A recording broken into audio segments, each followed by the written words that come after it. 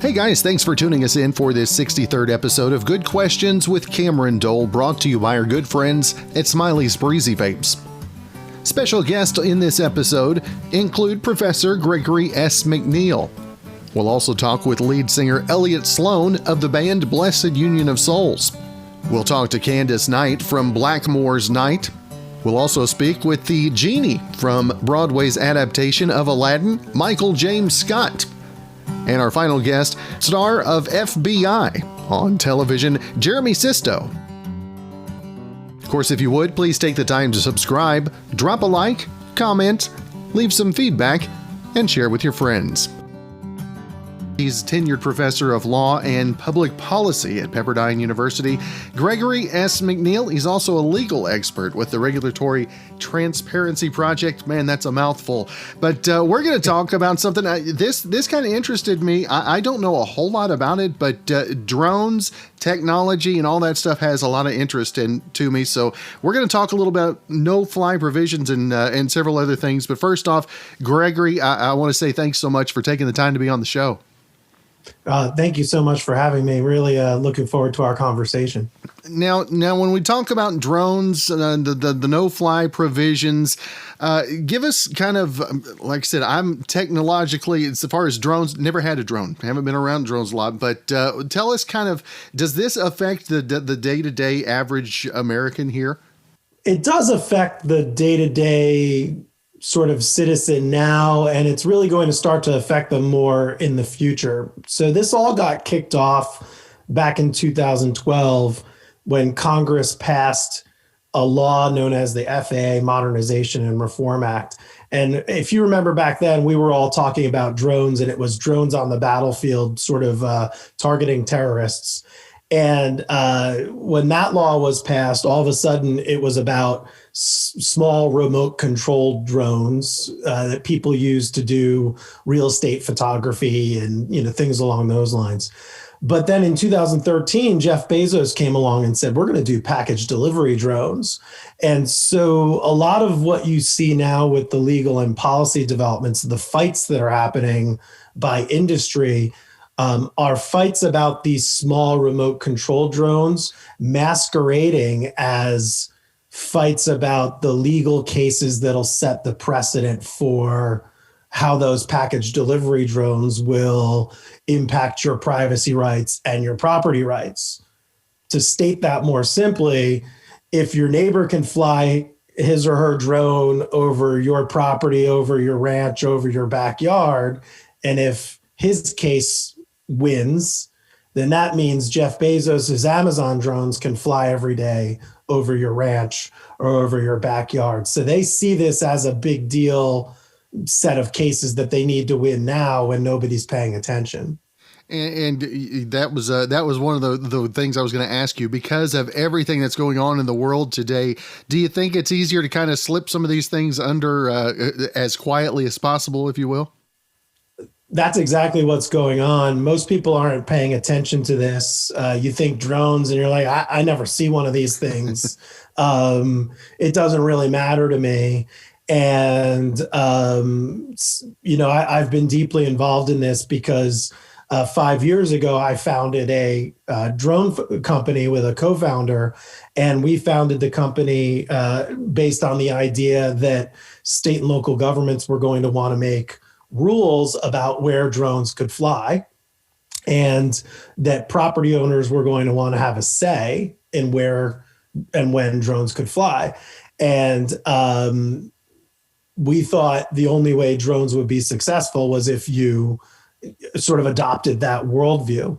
And we ran into a drone industry that said, how dare you tell us that we can't fly over your property? Airliners fly over your property, so why can't we? And sort of, my response to that was, well, an airliner flies over at, like 20,000 feet, and you're talking about something flying over at, 5, 10, 50, 100 feet. This is really different. So my observations over the last 5 years and my personal experience with this has been that these big companies have been spending millions of dollars on legal cases and lobbying in states and lobbying in the federal government, quietly passing laws and convincing legislators to basically make it so that you have fewer and fewer property rights over your airspace, and to really beat back efforts by legislators. And that kind of brings us to this law in Texas, where there was this big legal fight. And going into that, what do you think the future is of privacy and safety? I think that's probably where the majority of the case that you're talking about stems from, correct?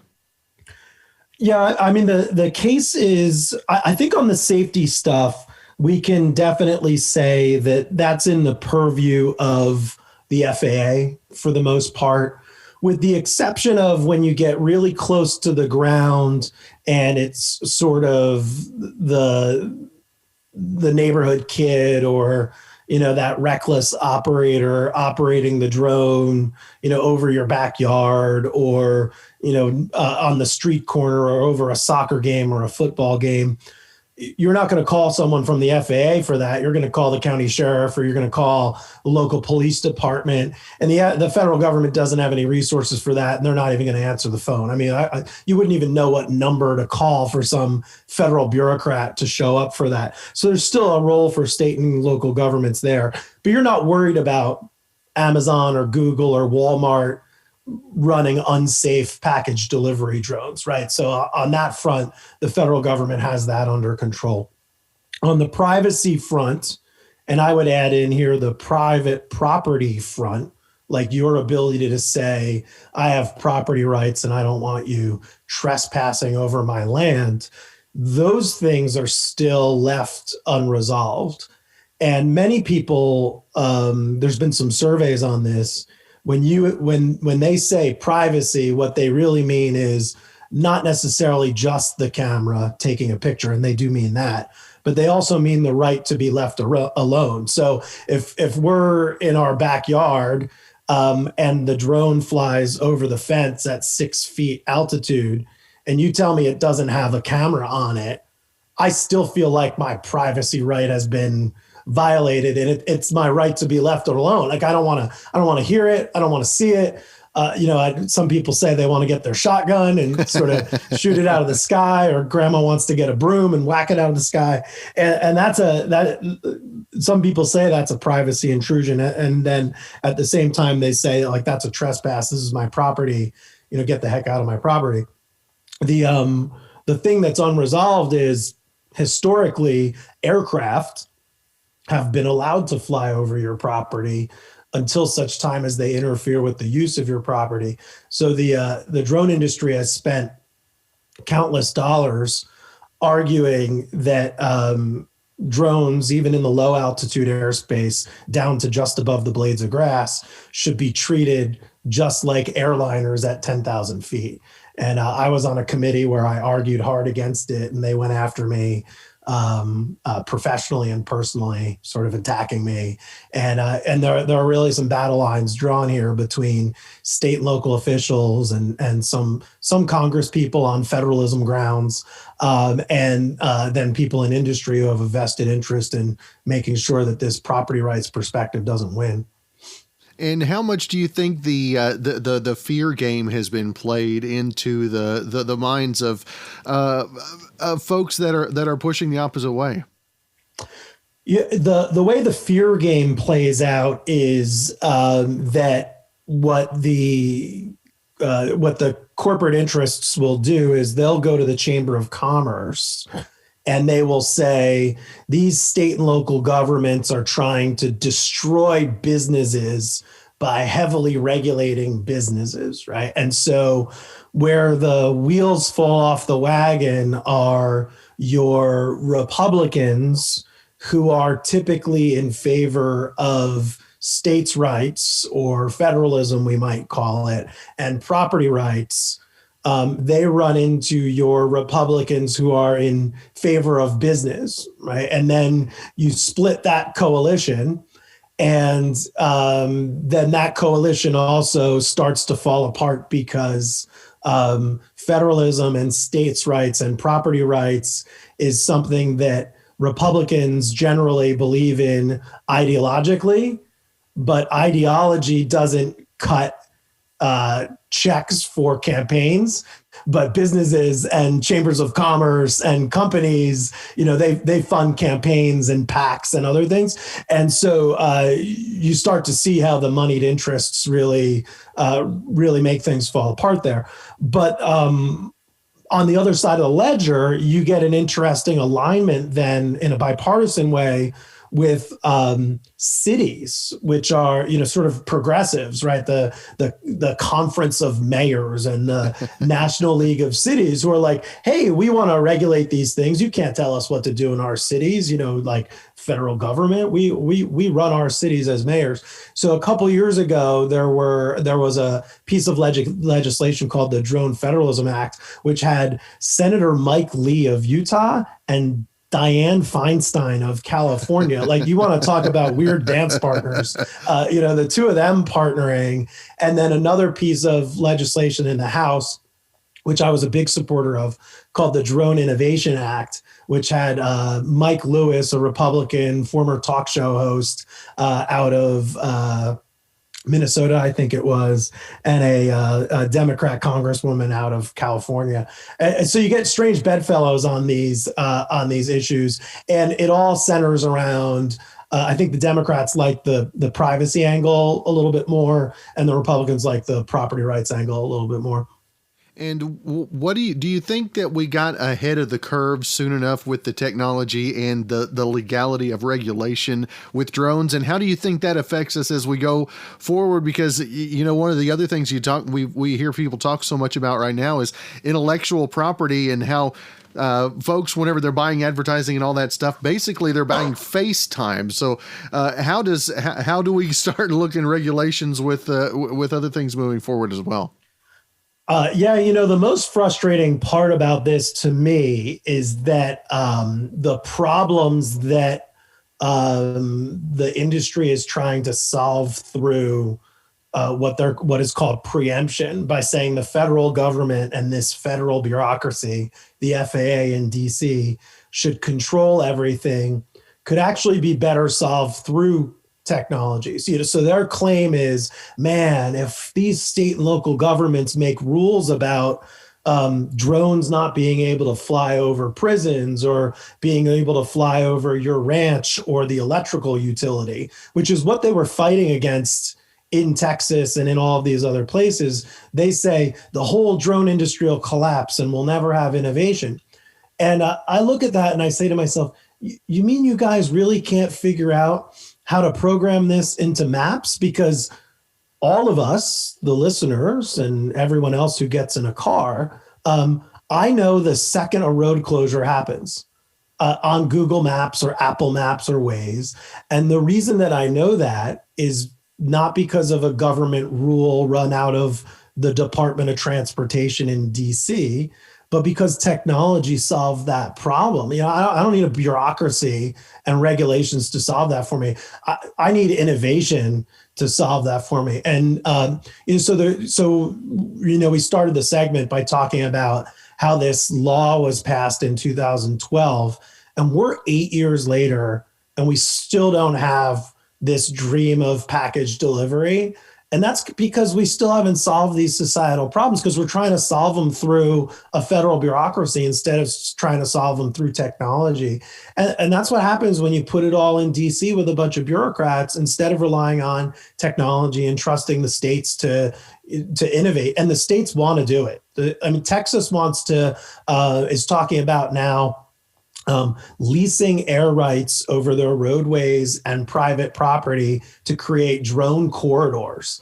I testified before the Oklahoma Senate back in October talking about this exact same thing. And they want to do the same thing over in the same way that people put power lines and phone lines across ranches, and the ranchers make money, using that unused land or land that just sort of steer and cattle are grazing over. they want to use that unused land where aircraft are never flying, and the federal bureaucracy is standing in the way. So we could solve these problems through technology, but it's all centralized in DC. It's really frustrating. So do you think that it should come down to each individual states having different regulations, or do you think they need, do we need one specific, I guess is what I'm trying to ask. It's not either of those. The legislation that I really supported, that Drone Innovation Act we talked about earlier, the bipartisan legislation that was in the House in 2017, what it proposed was create a federal framework where there would be certain things that the states would be allowed to regulate, which would be specifically the time, manner, and place of drone operations. So like, let's say in your community, the package delivery drones are coming in at every hour of the day and night. You're trying to put your baby to bed, and the kid next door is getting burritos delivered at 11 o'clock at night while he's playing Call of Duty or something. If the federal government controls all of that, you're going to have to call some bureaucrat at the FAA to get it solved. And imagine trying to do that in every community across America. It just won't work.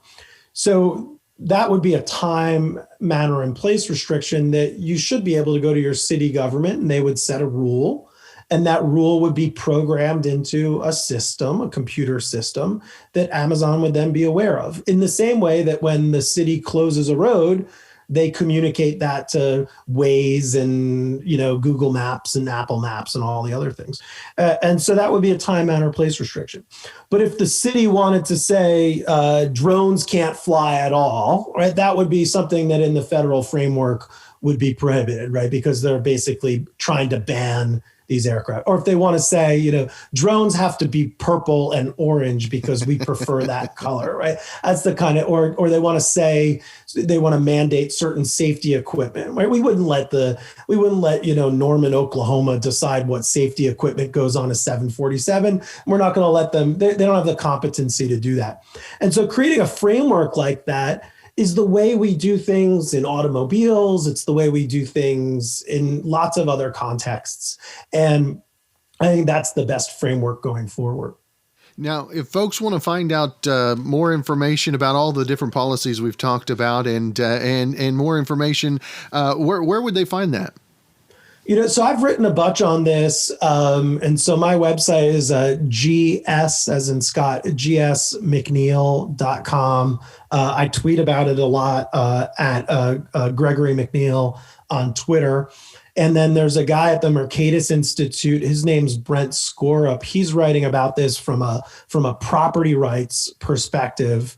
And then I would say you have to be a little careful on Googling this stuff because the industry's been really good at sort of paying people to write papers that are favorable to their perspective. So you kind of have to know what you're looking for. The Heritage Foundation did some pretty good stuff on sort of the balance between innovation and sort of property rights and, a light touch regulation. And then Senator Mike Lee's had some pretty good stuff talking about this as well. All right. Well, Gregory, it's been great to visit with you today. And like I said, I didn't know a whole lot coming in. I know a little bit more today, though. Yeah, Cameron, thanks so much for having me. I really appreciate it. Again, this episode brought to you by Smiley's Breezy Vapes at 313 Falcon Road. As we get into the holidays, got Red Basket and other specials going on throughout the store. They have the largest selection of disposable flavors in Southwest Oklahoma with new hardware. And if you have any questions, they can help you all the way from the novice to the vaping legends. If you have questions, give them a call, 580-471-VAPE. That's 580-471-8273. Our next guest, one of my favorite bands over the years, and like I told him before we come on, giving me cool points with the wife, Blessid Union of Souls. We've got on the line with us, we've got Eliot Sloan with us. And first off, Eliot, thank you for taking some time to be on the show. Yeah, you're welcome. My pleasure. My pleasure. Now, Eliot, when I got the word, the 25th anniversary of the album release, and even doing exclusively on an exclusive vinyl release this time around, and how cool is that to celebrate the 25th anniversary? It's very cool. First of all, I can't believe it's been 25 years because, no, seriously, you know how it is. Like, my memories are so vivid of making that first album, even and working on the songs long before we even got signed to the record company. So, I mean, it really started in the summer of '92 when we started really putting together songs that were going to be on this first album. So we're talking more like 28 years from where it all began. And if you want to go, when you go a little further back than that, in 1989 is when my ex-partner Jeff and I put the band together. So, you know, it lends to the myth that, you know, things are overnight successes. This was a 6-year night if it was an overnight success.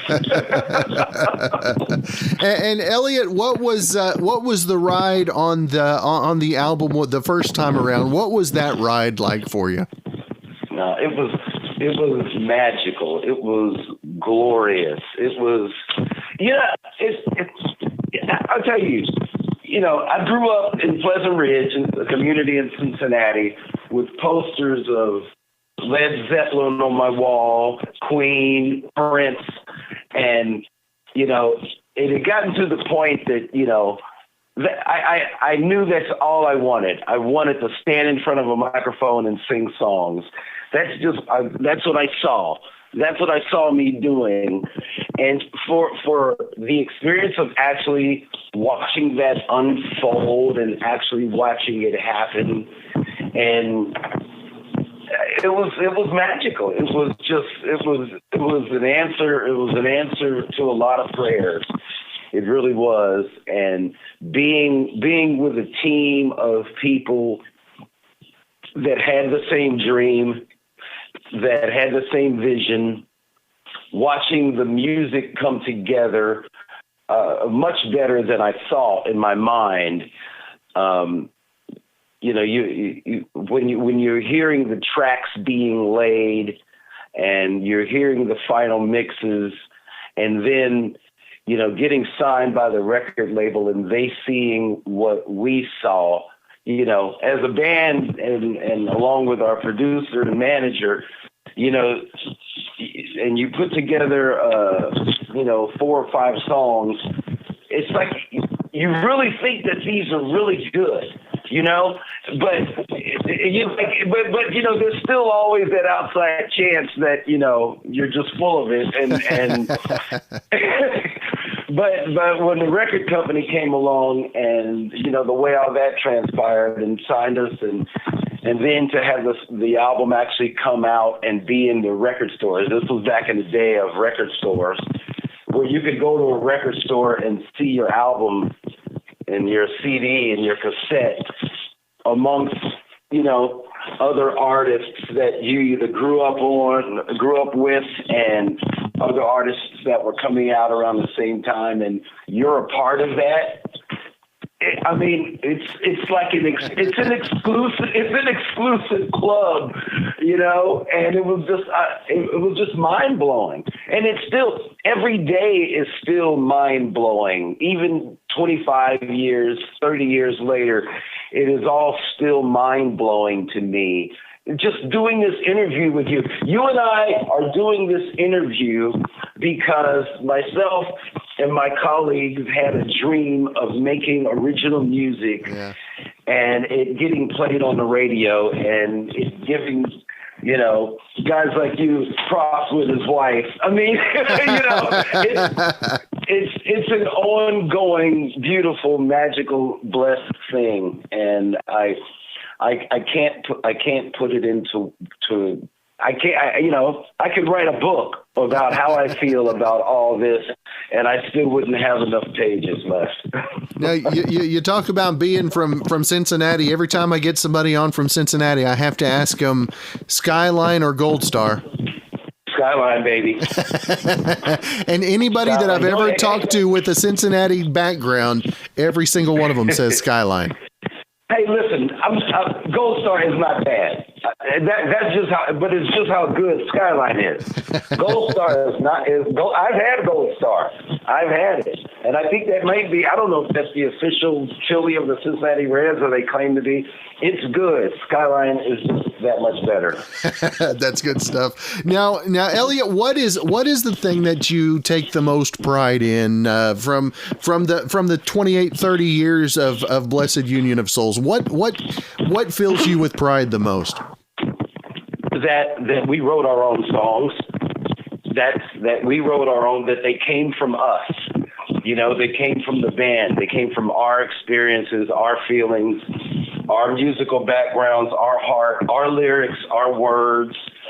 That means to me so much. It means so much to me, and not taking away from anything or anybody. Not at all. Some of the greatest songs that I love were sung by artists who didn't write the song. And the first song that comes to mind is Joe Cocker singing "You Are So Beautiful." He did that song so well that I just knew he had to write that. And the only reason I know that he didn't write it is when Billy Preston passed away a few years ago, one of his songwriting credits was "You Are So Beautiful." And I was like, what? I was just blown away at how well, Joe Cocker just made that song. So never taking anything away from that, but I'm just so honored and so blessed and proud that these were songs that we wrote, that came from us, just hashing out songs in the studio and finding a sound that fit for us, which is, to me, so important for an artist. Not just the songs, but the sound. What is the artist's sound? What is it? And our sound was our songs, and it still is. And I'm just, that's a blessing. That's a huge blessing right there.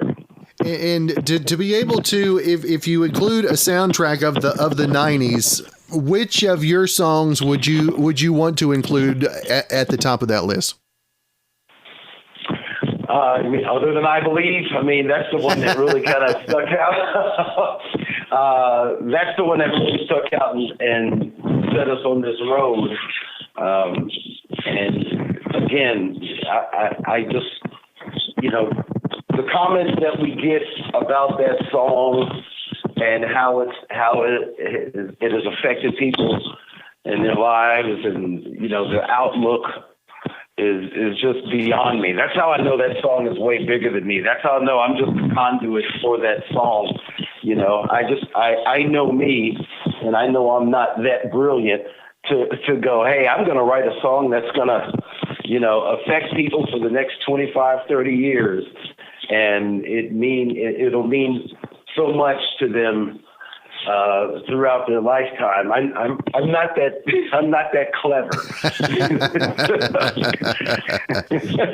but to have written that song and to have sung that song and still sing it today, I'm not going to get overly religious on you here, but that ain't nothing but God right there. Well, you're completely open. It's all good, brother. And now we talked about the home 25th anniversary. Where, Eliot, can folks find information and get one for their family members for Christmas, right? Well, that part about it is you can pre-order it at our website, blessidunionofsouls.com or blessidunionofsouls.net. Just make sure you spell Blessid, Blessid, and you can pre-order it on our website. They won't be available until the beginning of the year, and there's only a limited amount of pressing of this album. So I'm going to order like 5 of them because I want 5 different colors. I'm telling you, I buy every record that we put out. Especially when there were record stores, I would go in there and take my cash, lay it on the counter, and buy my record. I don't care. Come on, I mean, that's what I grew up doing. Yep. That's what I grew up doing. I hear a record that I like, I go buy it. And I loved. I grew up on vinyl. I grew up on cassettes and even before that, 8 tracks and obviously CDs. But I loved the albums because it was almost like when me and my brother used to eat bowls of cereal. We'd sit there with that big bowl of cereal and read in the back of the box. Same thing with the music, man. I'd listen to the music and reading all the lyrics, all the credits. Who's the writer? Who's the art director? Who's the composer? Who's the producer? Who played bass on this song? Or who wrote this song? I used to love that. I used to love that about Queen. Queen, the one thing I loved about them, all those guys wrote. You know what I mean? And you could look on the tracks, like We Are the Champions and Bohemian Rhapsody and Somebody to Love. Freddie Mercury wrote those. Brian May wrote We Will Rock You. Here's one thing I didn't know that I was surprised. John Deacon, the bass player, wrote You're My Best Friend, which I was like, wow. Roger Taylor, he wrote I'm in Love with My Car.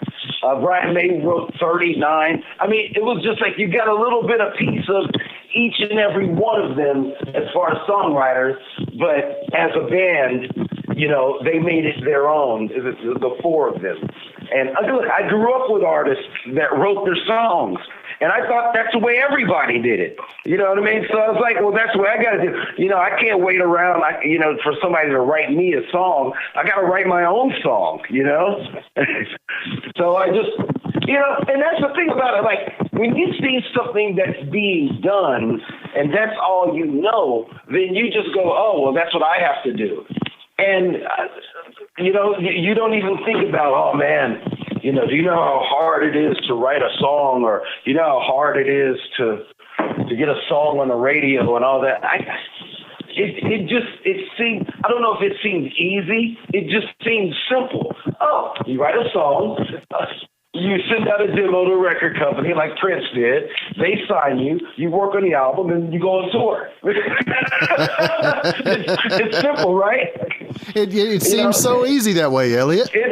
It's so simple, and I just thought that was just the way it was done. So we went and did that. I'm telling you, I always tell people, and even today, it's such a blessing to be naive in a lot of ways, because if you know too much, then it'll hamper you. Well, man, you know how hard it is to do this. You got to write a really good hook, and then you got to write some really good lyrics. Oh, and then you got to drive up to New York. You got to bang on the record companies. You got to bang on the record company's door. And I mean, I'm glad I was just naive to think that this could actually happen. And I think sometimes people overthink things when it comes to their dream and something that they really want to do. I think people overthink, yes. So I don't know, whatever works for the individual. But for me, it was just like, oh, okay, make some music, get a little studio together and make some songs, get with some other people that want to do the same thing you do, write some great songs and make it happen. And I don't know. I don't even know what the question was. I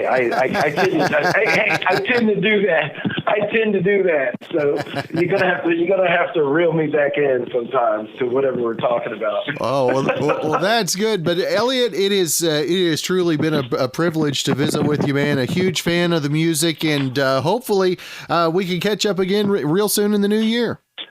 Oh, I would love that. Once things open back up and get back out on tour and support this album. And I just hope a lot of people get this album and get their different color vinyl. What I want to try to do is I'm hoping that people will videotape themselves opening up their vinyl album to see what color they got and post it all up on social media, send it to the band, send it to you, send it all over and just post it and say, look what just came in the mail and look what color vinyl that I got and compare them. So it's exciting in the midst of all this chaotic year, and there's been a lot of chaos. But it's been a blessing to be able to get this record done and celebrate the 25th anniversary of my first album. Well, that is awesome. And again, Eliot, thank you so much for your time. Have a great rest of your week. And like I said, we'll catch up again real soon. Sounds good. Thank you. Again, thanks to our friends at Smiley's Breezy Vapes, 313 Falcon Road here in Altus for helping sponsor today's podcast. You can check them out online at smileysbreezyvapes.com. You can also check them out on their Facebook page as well. If you ever have a question, you can give them a call or send a text at 580-471-VAPE. That's 580-471-8273. And be sure and tell them that Cameron sent you.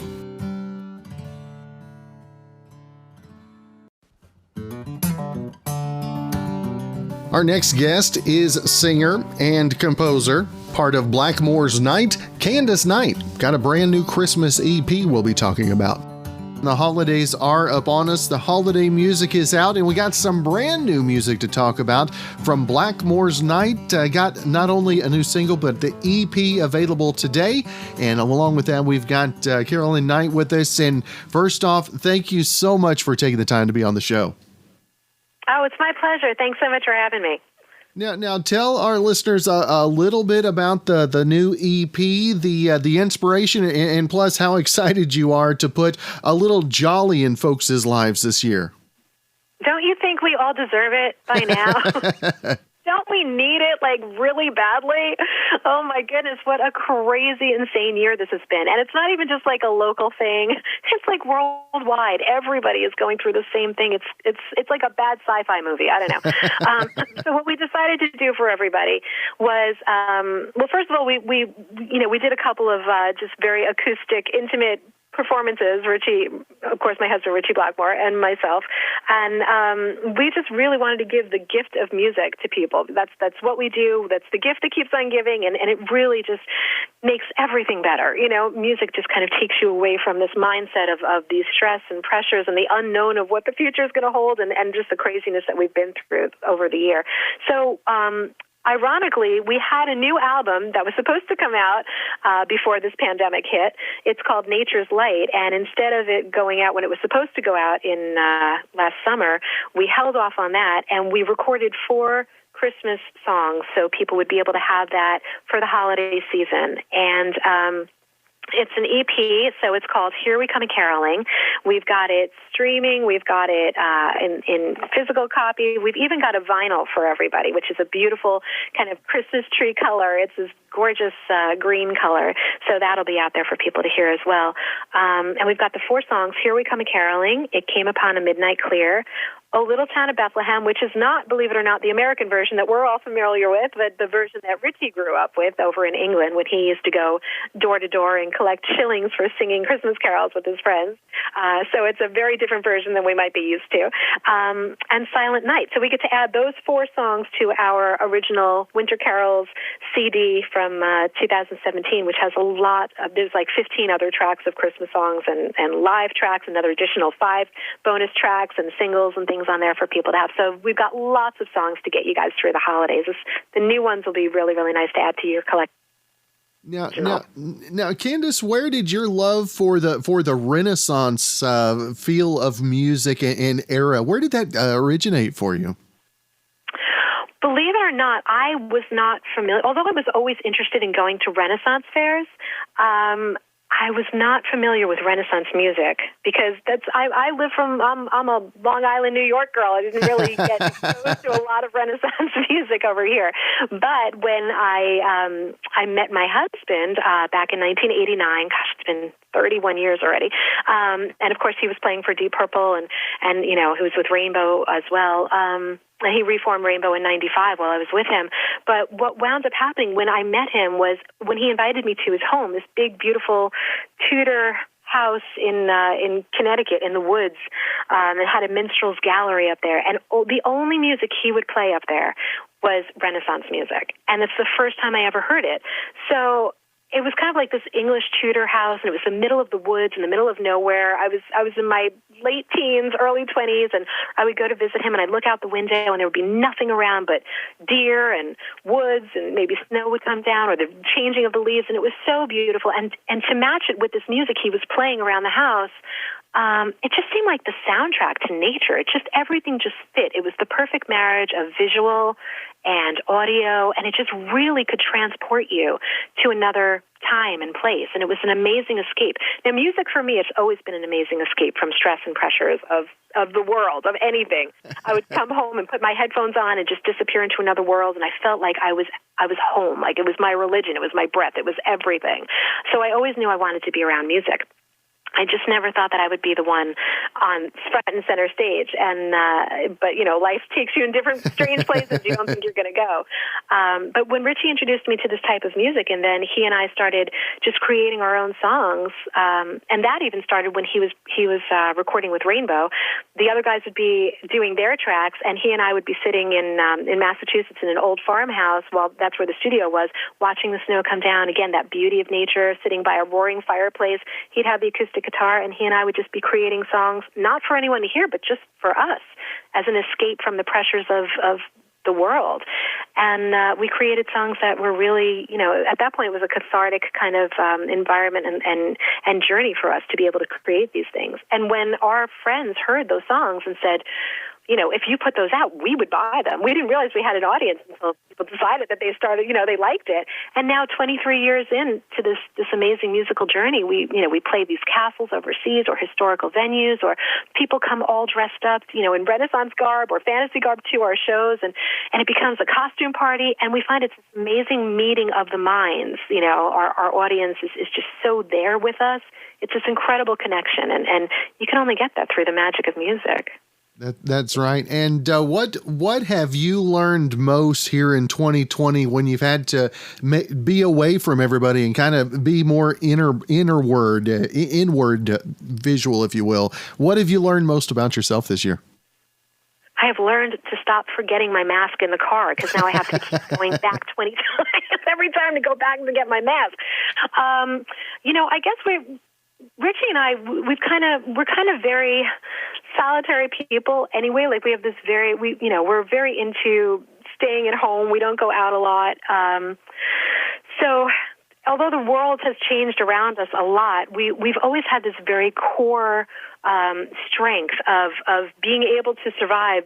Just the two of us. Actually, now we've got our kids, so our 8-year-olds and our 10-year-olds. So it's a whole different world.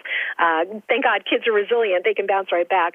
But so even when they're going to school with their masks on and things, it's easier for them to deal with it.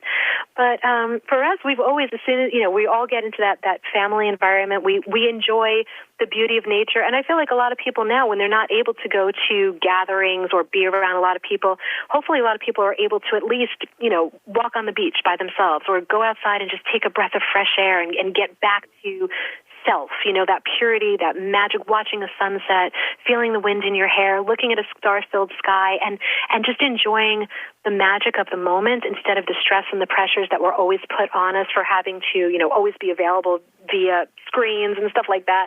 If we can try to get away from those screens and just really try to get back to, the purity and the innocence is, the core of where you are, and renew your spirit, renew your batteries to try to deal with the things the next day that you have to deal with.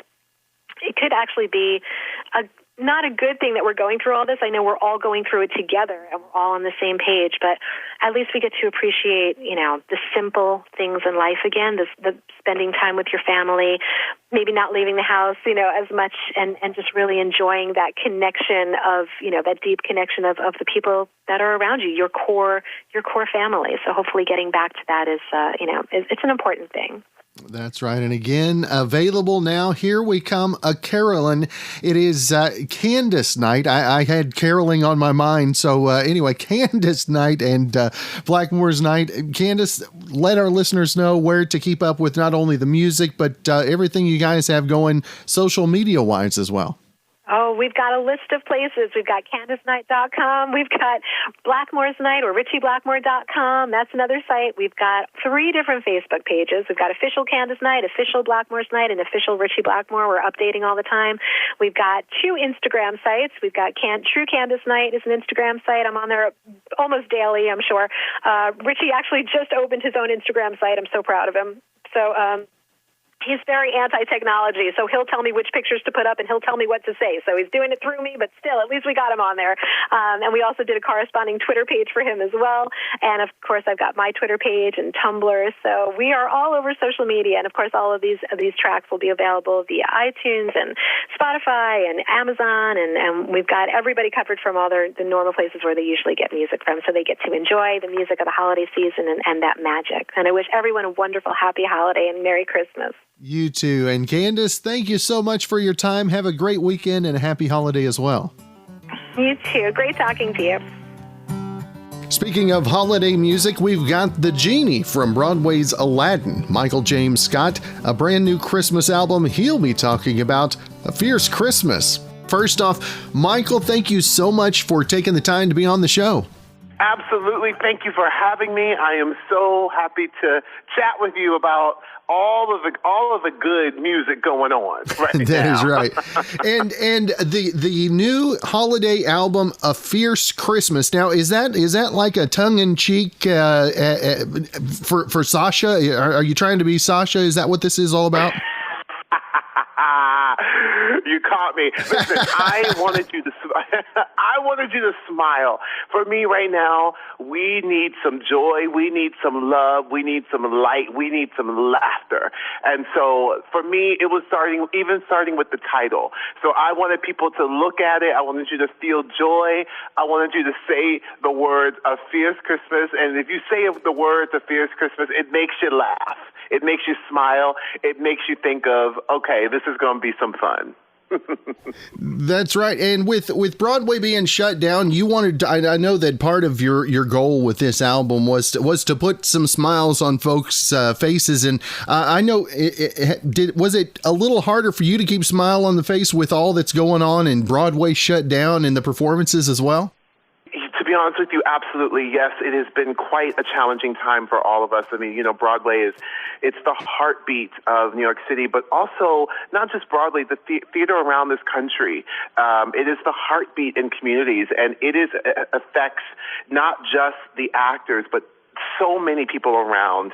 You just see the actors on stage, but then there's an entire village of incredible artists to make it happen, designers, the crew, musicians, the house staff.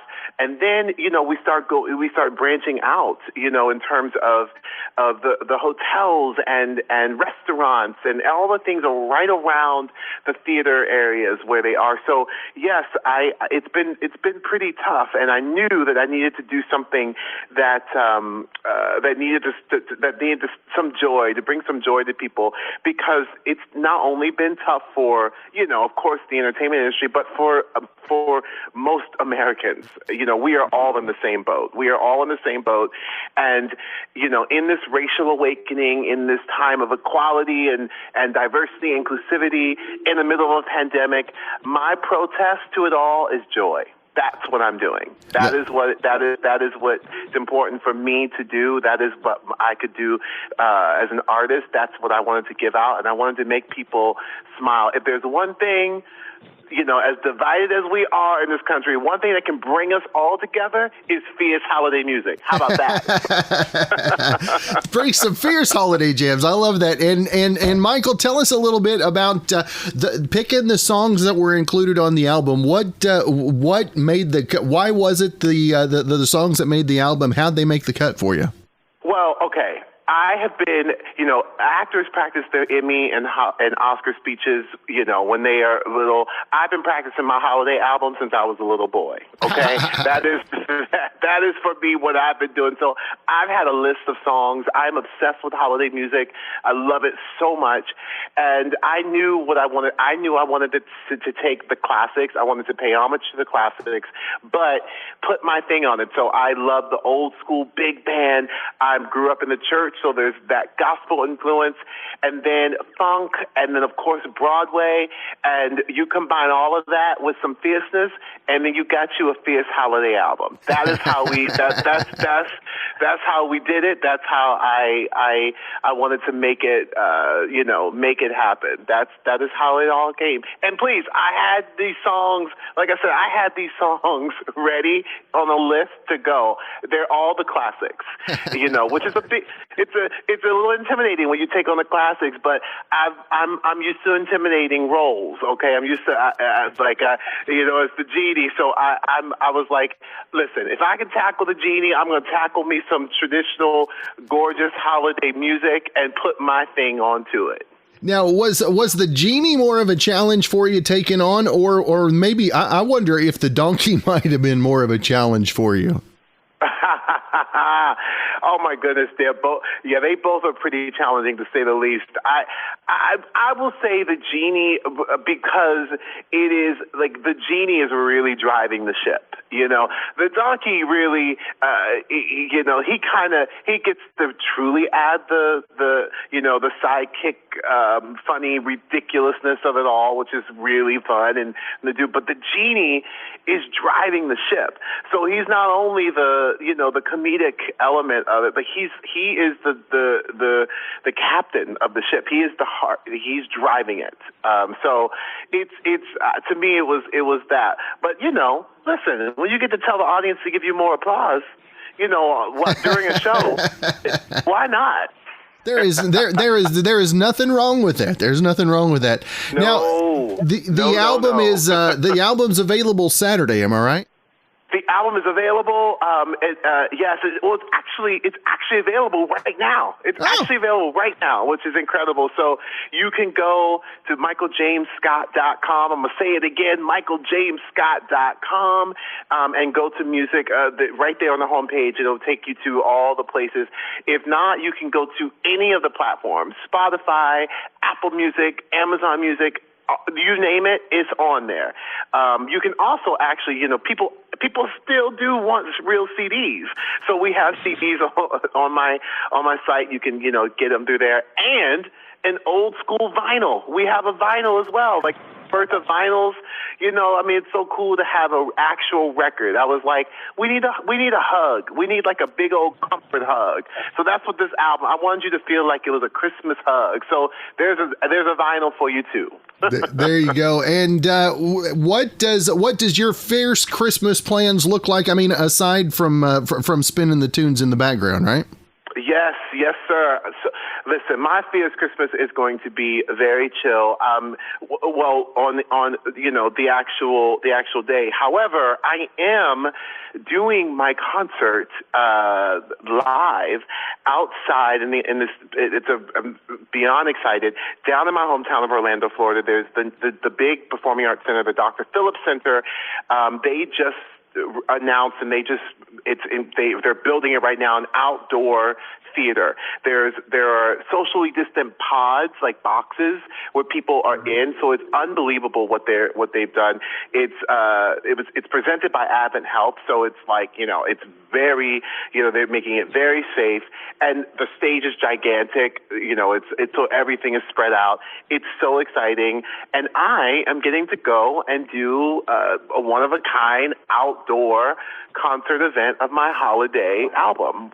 So I'm doing that Saturday, December 19th. If you're down in Orlando, come on down and see us.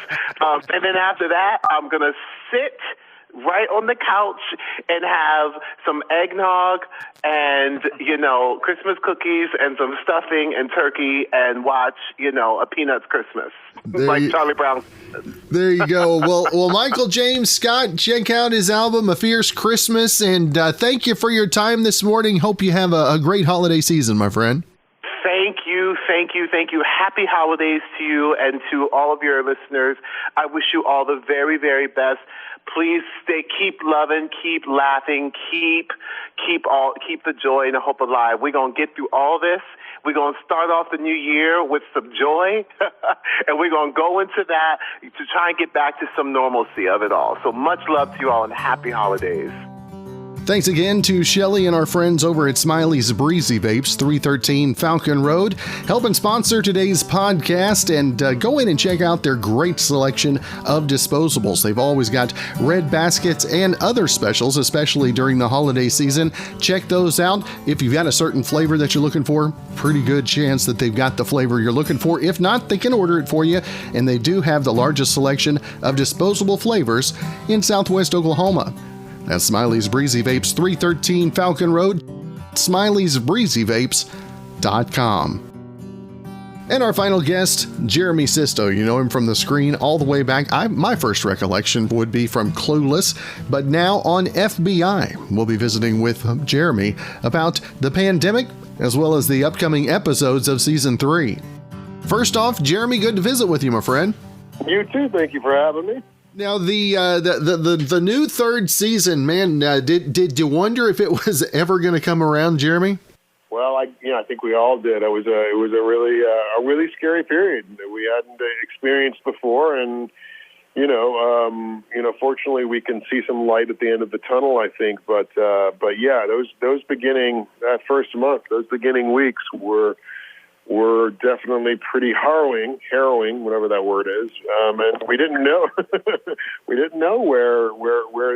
if this was going to be a new normal, and what that meant for everyone's. Fortunately, we're back at it. We're doing everything we can to be safe. We have had a couple of crew members, get the coronavirus, but, the way they've organized it, makes it, pretty easy to peel that person off, make sure they get well, and anyone who came into contact with them. So anyway, all the protocols are going, and we're fortunate to keep it going up.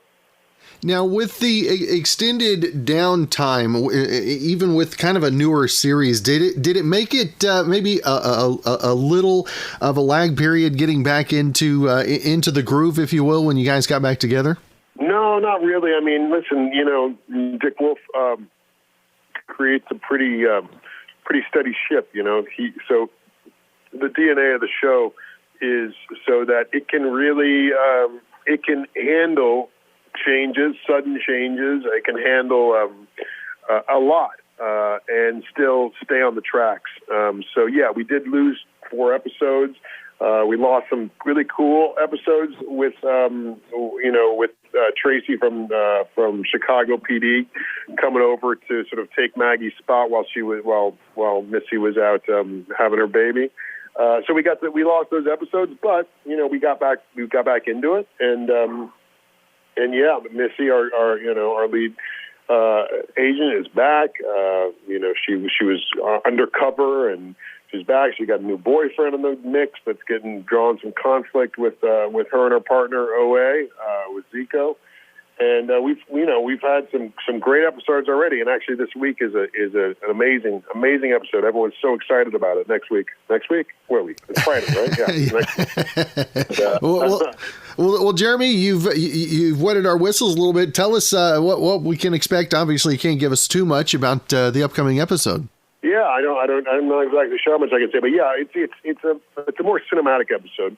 One of the analysts that usually works in the jock with me in the war room, and is usually spouting information, tracking down video and facial recognition stuff, and she gets herself into some trouble, and she gets a bomb attached to her neck, actually, and the team has to rally around her, and so it's a special episode because you get thrust into a character who you're used to seeing, but you're not used to knowing really who she is, and suddenly you really get to see who this person is, and what her home life is, and what she'll be losing if she dies. And the team really rallies around her. Alana has some great stuff, has some really hard decisions to make as the SAC, and it's just a really dynamic episode that I haven't actually seen it in its fullness yet. But everyone I've talked to, the creatives above, are super excited about it. So everyone should definitely tune in. And how much pride does that give you as well to know the depth of the cast to be able to pull off an episode like that? To some degree, it was, Eliot Sloan is the actress who plays the character, and she's done some great stuff. So I'm sure they knew she could pull it off. But at the same time, it's always to some degree when they write an episode like this, they're stepping out a touch of the comfort zone of the show. And putting some more weight on the shoulders of the actors, which I think the actors are super excited about and jump at, but there's a little less certainty of what the show is going to turn out to be, and so makes it even more exciting, I think, for everyone when it turns out as good as this one seems to have turned out. And Jeremy, for you, the 2020 being what it has been for everybody, what this is my tag question as of late. What have you learned most in 2020 you're going to carry into 2021, my friend? That's a good question. Kind of depends on the day for me. This morning I went to the dentist, so the flossing is the lesson that I'll be taking into the into the future. I mean, listen, it's a lot. It's all about my kids for me, trying to figure out how to help them understand a world where suddenly everyone's got to stay away from each other, and how that can happen while also not and feeling super isolated. A lot of people, I have a lot of friends who've been going through some hard times, Mental illness becomes a real challenge. Sobriety becomes a real challenge. A lot of things that are already a challenge become much more difficult in isolation. So, staying connected takes effort, and so that's something that I'm constantly having to remind myself. There you go. Well, Jeremy, again, new episodes Tuesday evenings, 9 Eastern, 8 local time on CBS FBI. And Jeremy, I always want to make sure and let our listeners know where to keep up with everything you got going on social media-wise as well. I think I'm Jeremy Sisto at Twitter and Sisto at Instagram. Yeah, follow me. Come on. I don't post all that much, but I get into phases. Over quarantine, I was reading stories. I read Little Women and some Sherlock Holmes on my Instagram, and so that was fun. I might get back into that at some point. So come on and follow me. There you go. Well, Jeremy, always good to visit with you, my friend. Have a great weekend and a very happy holiday season as well. You too, my friend. Happy holidays. Thanks for tuning in this episode of Good Questions with Cameron Dole. If you ever have a comment, question, anything else you'd like to know, you can find me on Instagram, Twitter, and Facebook, all at GQ with Cam. If you'd like to help out in the funding for this podcast, feel free to click the support tab and follow the instructions. If you have a special guest idea, email me gqwithcam@gmail.com. Hope you guys have a great weekend. We'll be back with episode 64 coming up on Monday. Playing into the weekend, our good friend Brandon Allen came up with this theme music for Good Questions. Have a great weekend.